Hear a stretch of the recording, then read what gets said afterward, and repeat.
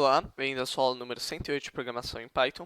E nessa aula a gente vai falar sobre Shell Commands. Então, Shell Commands são comandos que você pode executar dentro do terminal, do Linux, dentro do terminal do Mac, dentro da prompt de comando do Windows, do DOS. Enfim, e o que a gente vai aprender nessa aula? Como fazer, através de um programa, que esses comandos sejam executados.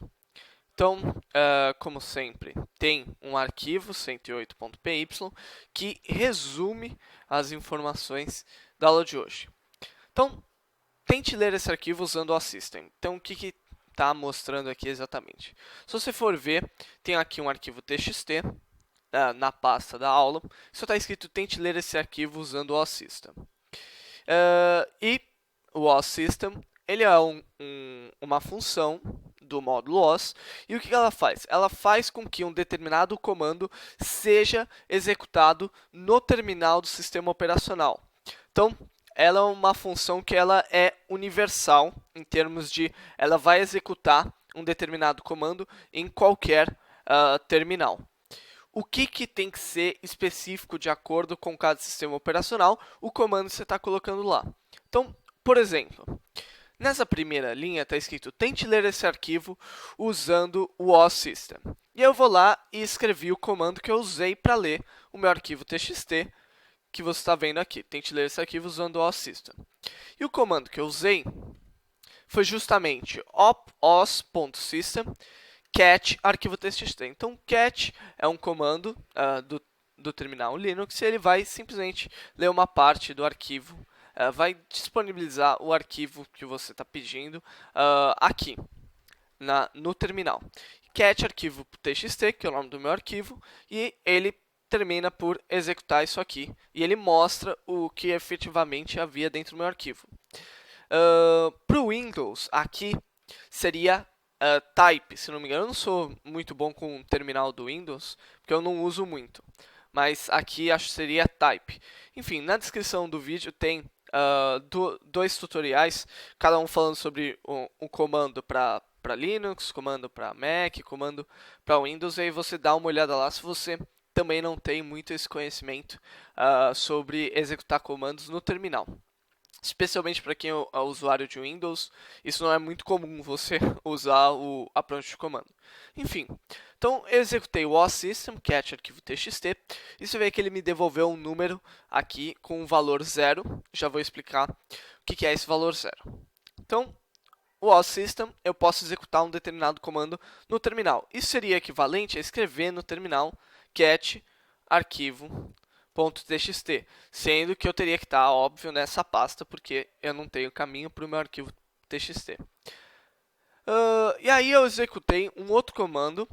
Esse comando é o comando que aparece 108.py, 108.py, esse tiozinho aqui. Isso aqui é por causa do gedit, não precisa se preocupar muito com isso. Arquivo txt e ex. E qual foi o comando que eu executei? os.system dir, que é o dir, ele permite ver o conteúdo de um determinado diretório. E eu coloquei aqui uma string %s, que eu passei como sendo os.getCwd. Lembrar que getCwd, get current working directory.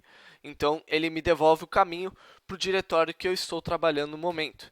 E aí, por isso, você vê os conteúdos do diretório dessa aula, que é o exercício 108.py, arquivo txt, tem aquele 108.py tiozinho, que é um arquivo especial do gedit que a gente não consegue ver no Linux. No Windows, você conseguiria ver esse arquivo, certo? E aí, se eu continuar a executar, eu agora dei aquele dirx e aí dirx aparece, como não existe um diretório x, não é possível acessar x, arquivo diretório não encontrado. E até esse ponto você já deve ter entendido como funciona o OSystem. Você simplesmente coloca uma string com o comando que você gostaria de executar no terminal e ele executa. O que é importante destacar? O valor de retorno. Você vê que as duas primeiras execuções devolveram valor 0. E essa terceira execução devolveu um valor 512. Então, o que acontece? Você está vendo que o OSystem ele executa o comando no terminal, certo? Só que o que ele executou no terminal, ele não aparece, ele não é devolvido pela minha função. Ele aparece apenas no terminal. O que é devolvido pela minha função é um número inteiro. E o que é esse número inteiro? O número inteiro, se você lembrar quando eu falei do sys.exit, 2 aulas atrás, eu acho, o sys.exit, você pode colocar um determinado valor dentro dele. E esse valor você usa para definir se a execução foi bem sucedida, se a execução ocorreu o erro X, o erro Y, o erro Z. Enfim, cada erro tem um número inteiro definido lá que você devolve de acordo com a execução. Da mesma forma, o terminal ele tem esses valores. O 0 significa que a execução do meu comando foi bem sucedida. O erro 512, aparentemente, é o erro que não é possível acessar um determinado arquivo ou diretório não encontrado, é o erro que é caracterizado pelo número inteiro 512. Então, quando você usa o OSystem, e se você procurar armazenar o valor do OSystem numa determinada variável, o que você vai perceber é que o valor armazenado na variável é o valor de retorno da execução desse comando, e não o valor que aparece na tela, certo? Então, tomar conhecimento disso. Por outro lado, existe um outro shell command, que é o os.popen. E o que o popen faz? O popen, ele, um pouco diferente do OSystem, ele também executa o comando que eu colocar aqui. Então, por exemplo, eu coloquei o comando catcharquivo.txt. Deixa eu mostrar a linha exatamente para vocês. Onde está isso? Aqui, esse primeiro aqui. Então, ele deu os.popen catcharquivo.txt e você vê aqui que ele devolveu. O que eu estou colocando aqui é que ele devolveu um determinado objeto. Esse objeto os.warp_close_object at determinada posição. E o que é esse objeto? Esse objeto ele é mais ou menos como uma file qualquer que eu abra usando o open, que a gente viu aulas e aulas atrás quando a gente abria arquivos txt, arquivos.py, qualquer arquivo que fosse. E o que acontece? Quando eu uso o os.popen e executo determinado comando, a saída desse comando é colocada dentro deste objeto. E aí, como que eu vejo o conteúdo exato da saída do meu comando? Bom, deixa eu executar. Você vai ver aqui os.popen catcharquivo.txt e você usa a sintaxe read. Se você lembrar, read para arquivos, ele lia o conteúdo do arquivo inteiro e armazenava numa determinada string. No caso, o meu arquivo inteiro tente ler esse arquivo usando OSystem. No caso ali, usando os.popen. Então, o os.popen ele permite você executar o comando e armazenar a saída. Então, ele tem uma vantagem em relação ao OSystem, mas se o comando não for bem sucedido, aí já não é tão bom assim. Então você vê aqui os.popen catcharquivo.txt, certo? Da mesma forma, o os.popen você pode usar para ver o determinado diretório, só que você pode usar também o readlines. E o readlines ele vai pegar e vai ler tudo que foi vai ler linha por linha tudo que foi saída do seu programa e vai armazenar dentro de uma lista. E aí, cada elemento de uma lista é uma linha da saída do programa. No caso, quando eu uso o dir, você olhar aqui em cima, a saída dele foi numa única linha. Então, aqui eu tenho uma lista que possui um único elemento, que é essa string 108.py, barra contrário T, aquele caractere especial para colocar tab, 108.py, arquivo txt, exercício, barra contrário n, pulou uma linha, ele para a minha lista e iria para o próximo elemento. Como não tem próximo elemento, ele vira uma lista de um único elemento. Mas tá aí, você pode usar o readlines também. O que acontece se der um erro? Então, por exemplo, eu tentei usar novamente o URGX e usei o .read. E o que você lê? Nada. É uma string vazia. Se a saída for um erro, ele não vai te dar nada como retorno, vai dar um valor vazio. Certo? Por fim, dos shell commands, são poucos, né? Você vê os três que existem: system, popen e start file. O último, o start file, ele é mais para o Windows. O que ele faz? Ele executa um determinado, ele abre um determinado arquivo usando o arquivo executável padrão para aquele arquivo. O que eu quero dizer com isso?